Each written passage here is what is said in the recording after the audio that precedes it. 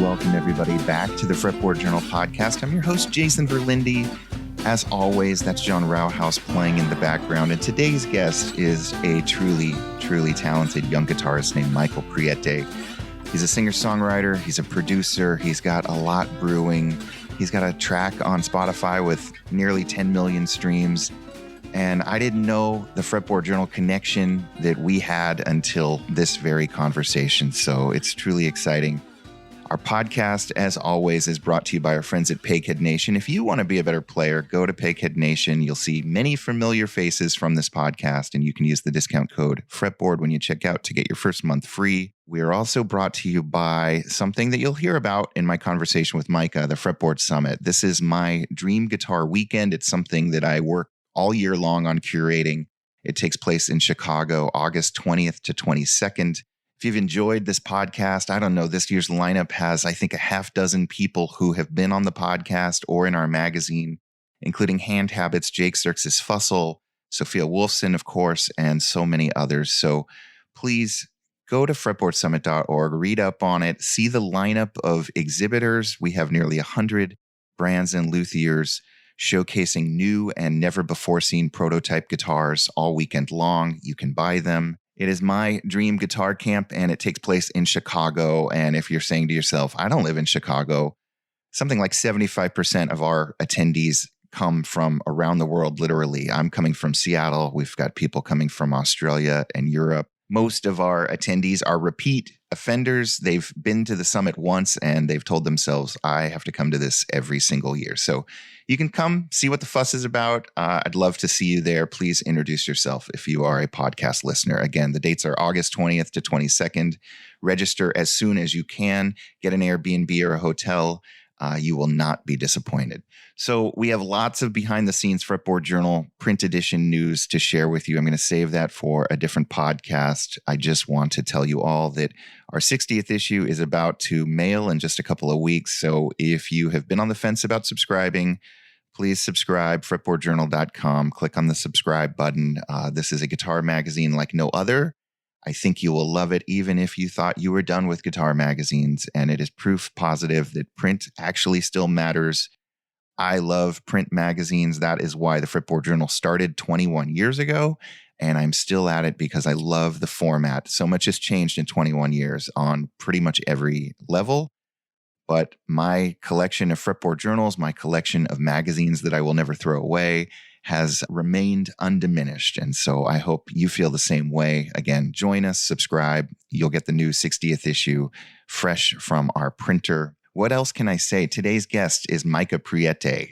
Micah introduced himself to me, let me know he was touring through Seattle. I had him come by the Fretboard Journal. I had no idea the Fretboard Journal, Fretboard Summit connection that we had. Before we did our Chicago Fretboard Summits, we're about to have our 5th summit in Chicago. We tried to do this twice in California at 2 very different resorts. They were both incredibly memorable weekends.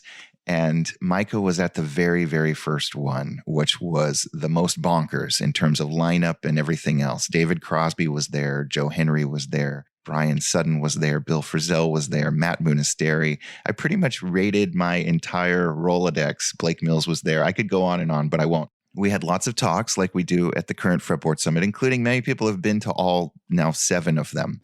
But Micah, as a kid, was at that very first one, and he shares the story of it, and it is so much fun. And I just figured it was a great episode to share now that we're sharing the lineup of our 2026 summit. And let this be a reminder to both myself and to everyone else out there. If you do something long enough, the Fretboard Summit, the Fretboard Journal, a small business, a restaurant, whatever it is that you are passionate about, people will remember it and they may resurface later in your life. And it's really a beautiful thing. So this is my conversation with Micah Preite. I hope you'll go check out his music on Spotify or wherever you listen to music. It's truly gorgeous stuff, especially if you like Mac DeMarco or Alex G or some of this more kind of lo-fi hush tone music. His playing, though, is absolutely incredible, and we did a couple of videos of him while he was here, and those are going to be on our YouTube channel right now as well. So check out those, listen to Micah's story. Thank you for tuning in, and here is my conversation. Micah, welcome. Thank you for having me. you dropped me a line. You're on tour right now, and you dropped me a line that you were at the first Fretboard Summit. Yep. And you had to be really young. Yeah, I was 16. Uber fan. My dad dropped me off.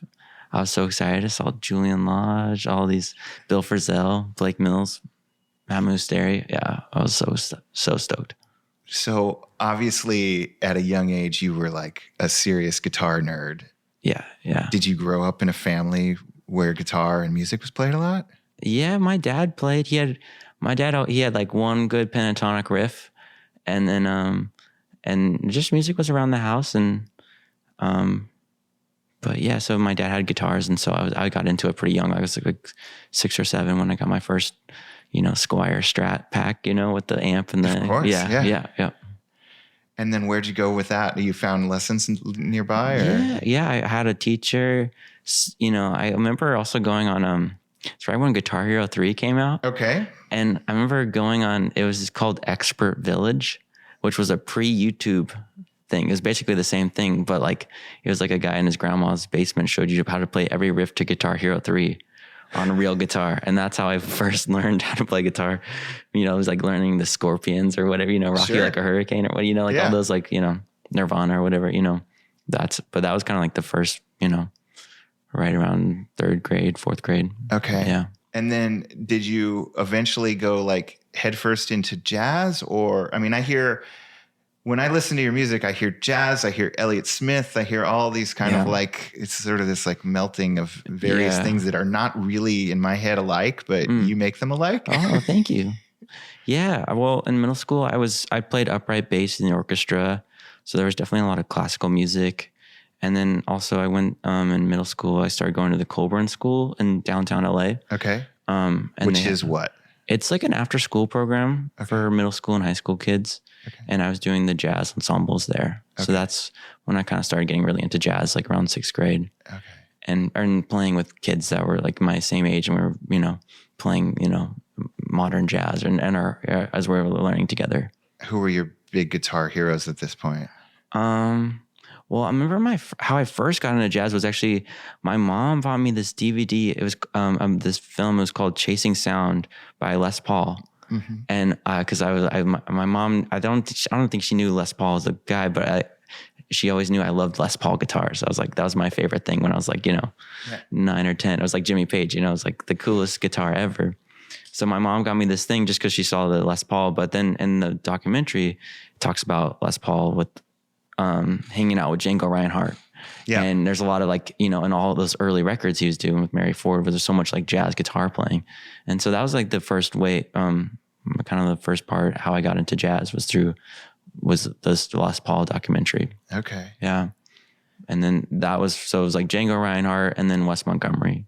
Cause I felt like when I was like right at around that age, like, 6th grade, it was like, there's kind of a couple of paths you can go if you wanted to get better at guitar. Cause it was like, I felt like it's like, I was getting like the blues and rock, and then I was like, I kind of want to keep, where's the next thing? It's either like, more jazz, or do I go more like the like kind of shredding guitar thing? And I just saw a video of Wes Montgomery. I was like, that's so more my vibe, and I just loved that music. It became a way to get better at guitar, but also it just kind of fit me as a personality and where I wanted to kind of be at. Did you hang out at guitar stores a lot? Oh yeah. My poor sister, we would go with my dad, and I would go to like Guitar Center in Hollywood, the vintage one. The real, the big one. Yeah. And I'd be like, I want to play every guitar. And then my sister, there's photos of my sister just passed out on the couch in Guitar Center while I'm playing like every guitar, and I was like, we were 11 or 12. Yeah.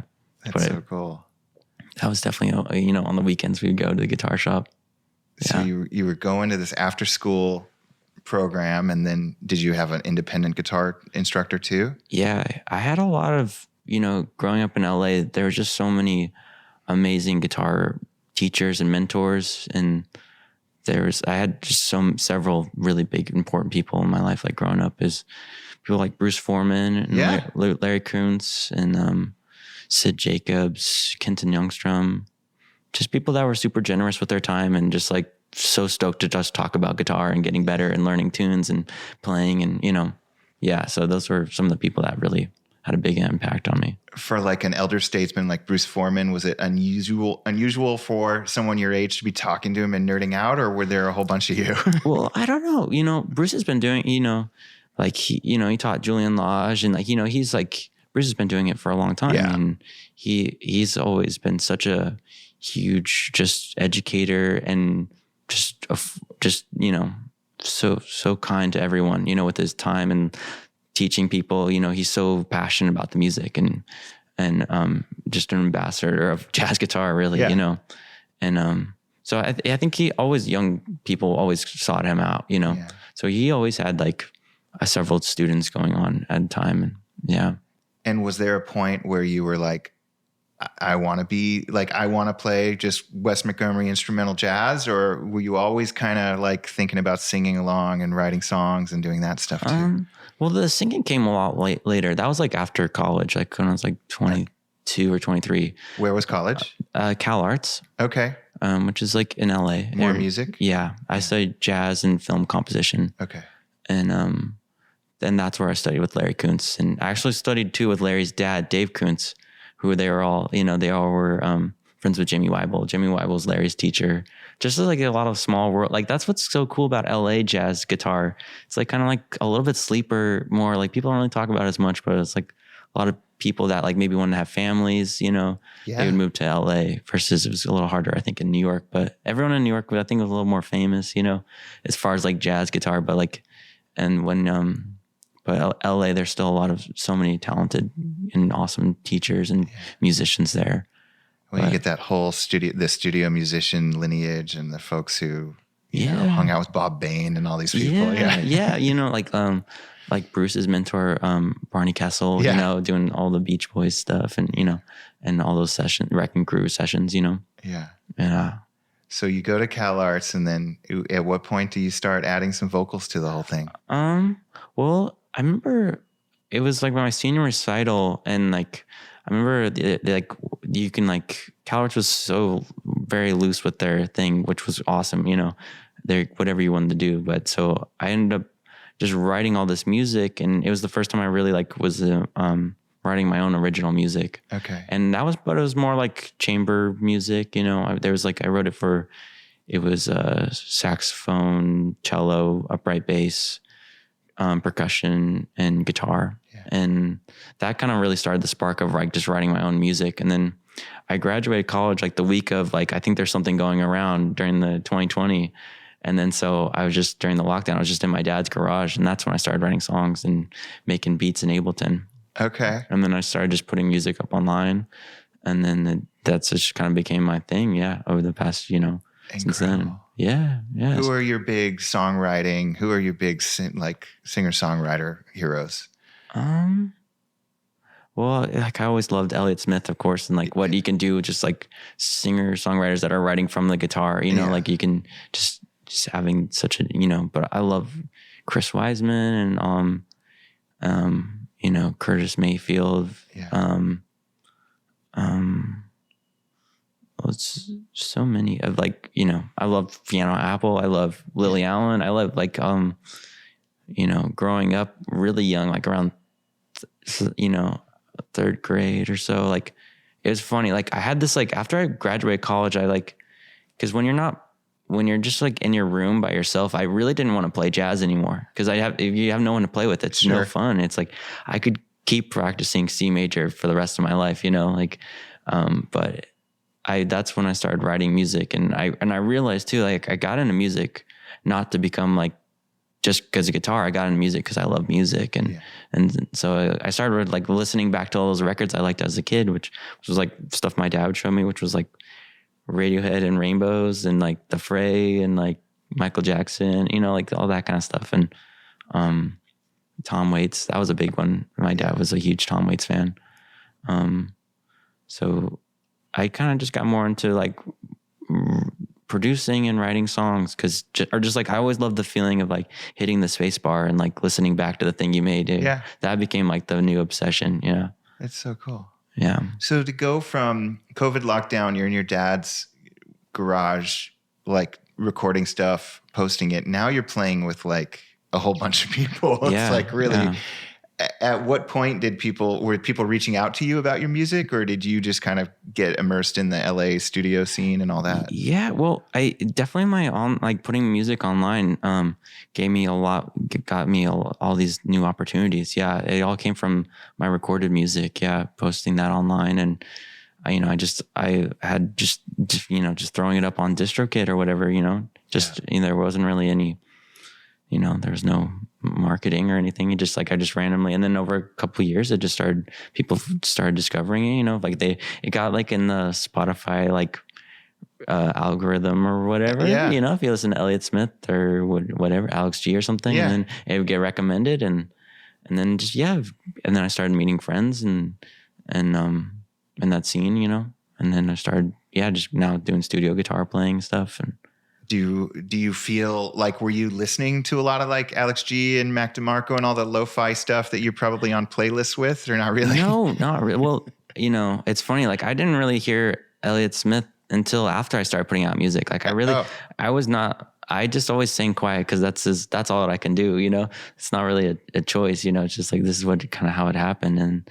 But then I started getting more into it because people were bringing it up, but I was always into the chord voicing. All that was more from jazz and classical music, then I got way more into just Elliott Smith and how the just the recording techniques and all that kind of stuff, and how to layer a acoustic guitar and make it sound like one big acoustic guitar, and with all these different little pieces and stuff like that. Yeah.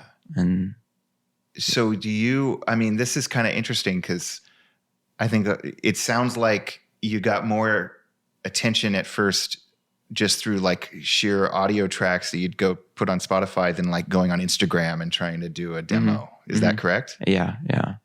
Because I would think most people would think oh, I've got to get my face in front of the camera, and it's easier to get traction on Instagram. Yeah, I know. I didn't really have any social media really. I felt very fortunate that I was just kind of people started sharing it, just in a real organic way, and it just became a thing a little bit, a couple songs I had like that, then a lot of people were listening to. Name drop who were some of the first people to reach out where you're I know this person, Marshall Vore and Harrison Whitford. Yeah. And then that was just cool, and then I was a fan of their music, and and then we just realized that we live 15 minutes from each other. Yeah. And then we just remember Harrison's come over, let's have a guitar hang or whatever. And I was hell yeah, I'll bring my guitar. And we just play some guitar. It's so fun. Yeah. That's awesome.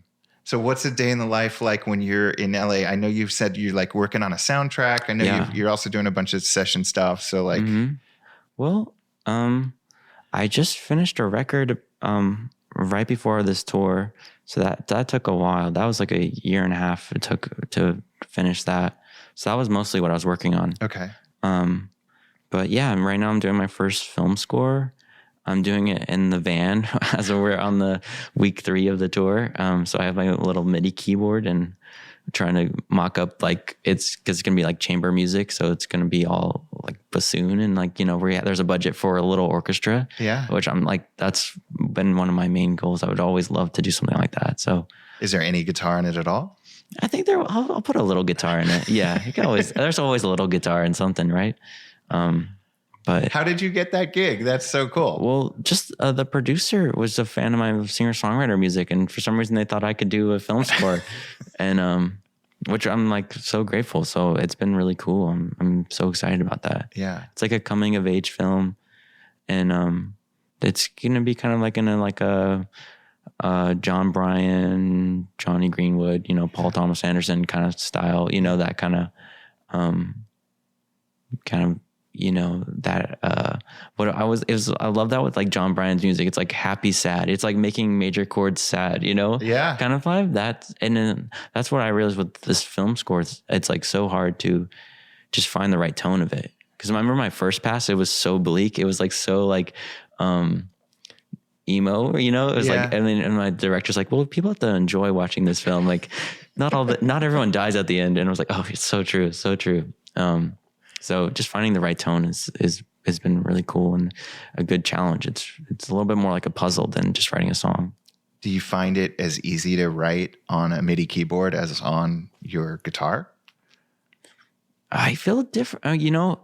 I sometimes find it a little easier on a keyboard because like with guitar, I feel like there's a lot more options. Yeah. Keyboard, I'm so terrible at, where I had just to sing and play at the same time. And that's where all the melody, like most of the times when I'm tracking it, I'll just like sing all the parts. Okay. And then from that, then I'll play them and write them out. Are you singing on the soundtrack?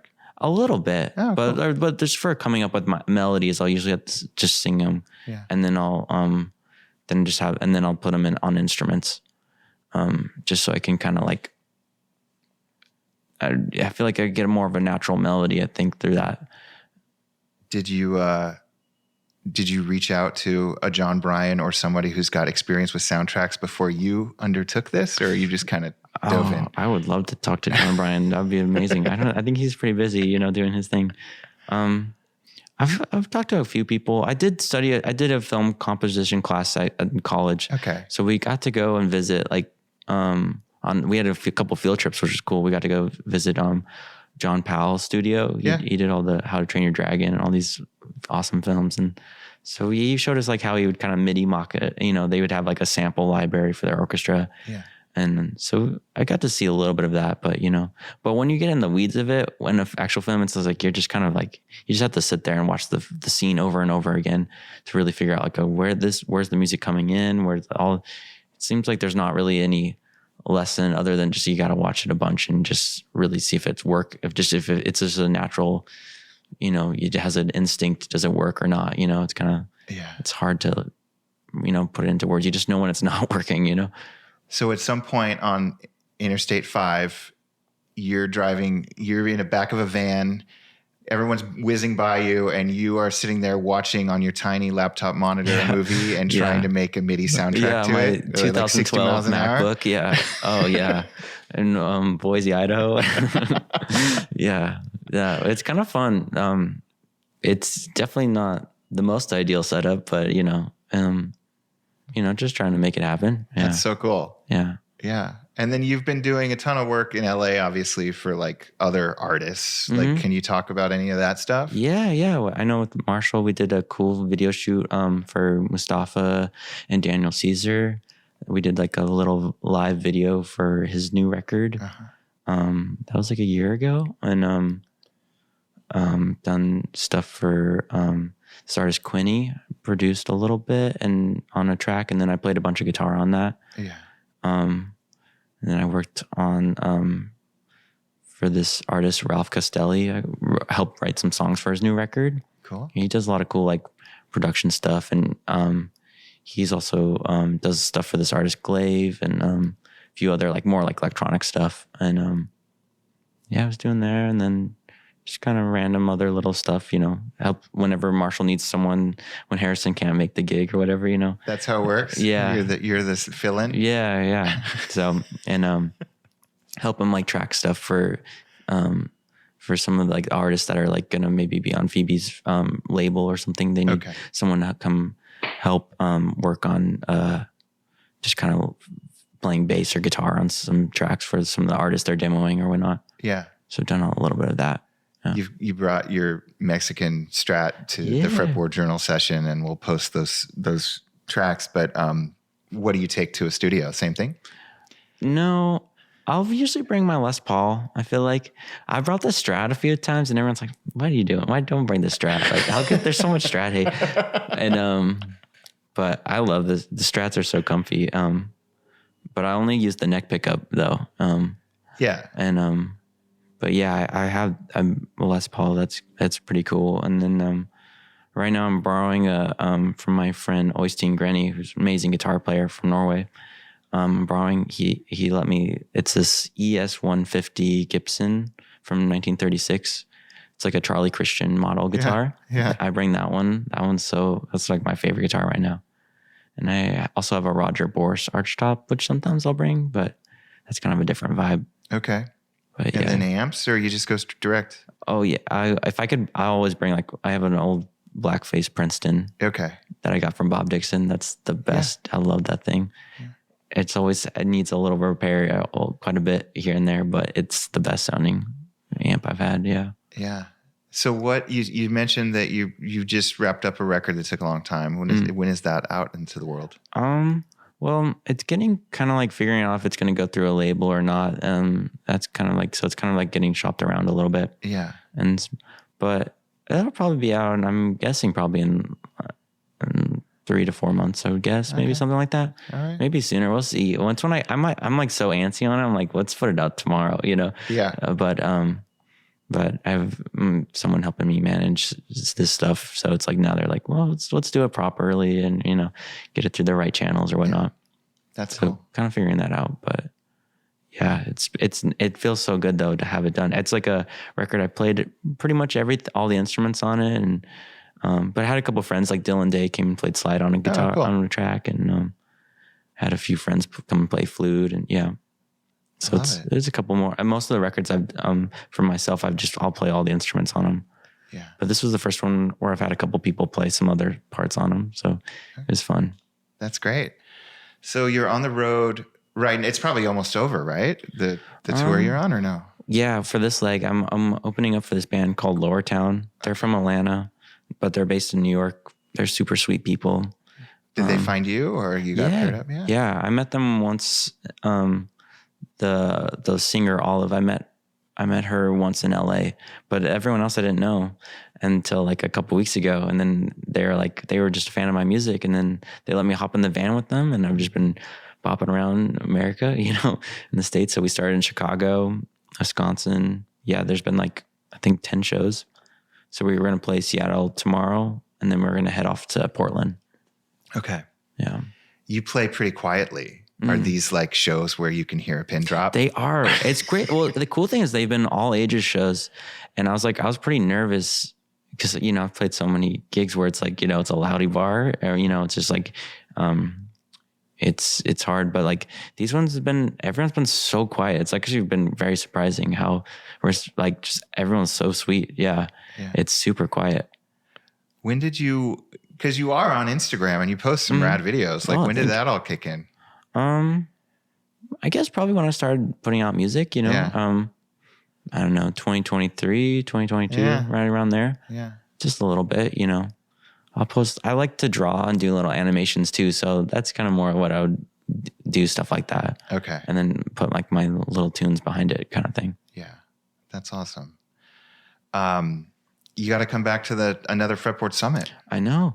I'm a huge fan. I listen to the podcast all the time. I'm so cool to be in this room. It's so cool. You could probably tell the world it's very tiny. No, but it's great. You got the Bill Frisell amp behind me. I'm like, of course, that was the first thing I saw. It's so cool. The car sportsman that, I don't know, he's done 12 or 15 tracks through that. So I've transcribed some of those ones. I know those recordings very well. That's awesome. Yeah. Do you do that a lot? Do you transcribe a lot of stuff that's just like you're a fan of? I'll see one lick or whatever, I'm like, oh, what's that chord shape? Have you taught, or you don't, you just here and there, too busy. Yeah. I've done some less. I used to teach a lot, and a while ago. It's been a minute. Sometimes I'll do lessons here and there. Yeah. Okay. It's fun, Yeah. But yeah, I don't know. What do you remember? I mean, you were how old when you went to the summit? 16. You were 16. Yeah. And your dad just dropped you off and then went back to the hotel or wherever he was staying? Yeah, with my sister. Yeah. I remember it was so cool. I remember I got to meet Paul Reed Smith. Yep. And he heard me play, and then he's like, "You want to come on stage and demo the guitars for me?" Well, he did his like hour thing. Yeah. So I went up on stage. That was you. Yeah. And I demoed all the guitars for him while he talked about right when they came out with their new acoustic line. Yeah. And so I came up on stage and played him while he talked about the guitars. I was super, because I was like, I was just such a fan, and it was so cool. Wow. Yeah. You probably met maybe like Frizzell, Collings, Julian Lodge. Yeah. Bill Collings. Yeah. It was so cool. Right. And I knew Julian a little bit because I took some lessons and went to there was like a jazz summer camp called Stanford Workshop. Yeah. And I did that in like 10th and 11th grade. which like that really changed my life. I was like such an uber fan of Julian. I like had the same J. Crew sweater, there was that whole era where he had his Linda Manzer. Oh, I was like such a fanboy. Yeah, I loved it. And he had these cool like exercises like he got from Gary Burton where they're like, you improvise in a random scale and like have these different patterns and stuff and in a key center and just some exercise that like I look back now, cause that was like over 10 years ago. Yeah. And it's like those summer programs, those master classes like changed my life. Like those were amazing. That really had such a big influence on my playing. That's so cool. What a good dad too, to drive you up to Half Moon Bay, California. Oh, he's the best. Yeah. With a bunch of circus tents erected. I know. That first one was so funny. Yeah. He's like, go have fun. I'll pick you up later tonight. Yeah. No. David Crosby walking around. It was a weird scene. Yeah. It was so good though. It was great. And met a lot of people and it was fun. I got to play. I remember they would just bring guitars there. I remember someone had like this amazing like 1940s like 0018 Martin guitar and they were just like, you want to play it? And you're like, how much is that? Oh my God. And there's like the best guitars I've ever played were there and people are just, talking about what kind of glue they use for their guitar. It's like the most nerdy thing, Of course. And I was like, oh, this is my people. Yeah. Yeah. Well, we've made it a little warmer. It's in Chicago now in the middle of summer. There's less of a breeze. It was really cold. Yeah, I really remember that. Yeah. It got cold at night. Yeah. Yeah, that was quite a memory. So that's awesome. Do you have a acoustic that you lean on? You didn't mention. Oh, yeah. Well, that's what I'm mostly at home. It's funny. I started writing songs on acoustic guitar. Yeah. Because, just at home during the lockdown and just too lazy to turn on the amp. Yeah. So I became like addicted to playing just on this Gibson LG1. Yeah. And that my dad got a long time ago. And it's like a 50s LG1. Yeah. And there's something, when I started practicing on an acoustic guitar, I feel like it really improved my playing a lot. Because like I always struggled with like with electric guitar where it's like the guitar and the amp and how they get that working. Yeah. It's such like, that's the instrument, not just the guitar, but the amp. And that always was hard for me getting the right volume. Because I always played pretty quiet. But with the acoustic guitar, I could just focus on just my touch on the instrument and like where it placed on my body and like how I held it and where I put my right hand on the body. And I just became my vehicle for just practicing and getting better. Yeah. And, but that LG1, I love that guitar. And then I also have a Tacoma, which it was also my dad's, and that just had like the most gnarly action on it. So I tuned it really low to B standard. Okay. Yeah, but then that became like, I wrote so many songs with that because it was like also when you have it down like a fourth like that, where it's like, it's almost more like a piano or something. It's like you can get these really low open voicings and it kind of sits a little better in my vocal range. I felt like, cause like E, you're like already kind of at the top of your range, I feel like for me. And so having a lower one, I can get these voicings where I can have the melody on the top and it's a little bit lower in my register. Yeah. And a little bit more comfy. Yeah. Did you start playing quietly just because you didn't want to wake the neighbors or like your family, or it's just where your head goes naturally? I think I'm a pretty quiet person in general, I think that's how my vibe. Yeah. Not the loudest fellow. Yeah. Yeah. But, it's obviously working for you. Yeah. Thank you. Yeah. Yeah. So new music coming later this year, it sounds like. Yeah, there'll be a new record soon. And I just about got it mastered. My friend Cole's going to master it. Sounds really good. And that'll come out. And then the film score will come. The film will hopefully be done soon. I got to finish it when I get back. And then, those will be the kind of the main things. Yeah. And then some more stuff. I'm so glad you reached out. I'm so glad you stopped by. It's such a treat. Thank you so much, Jason, for having me. This is like such a dream. Yeah. So cool. Thank you.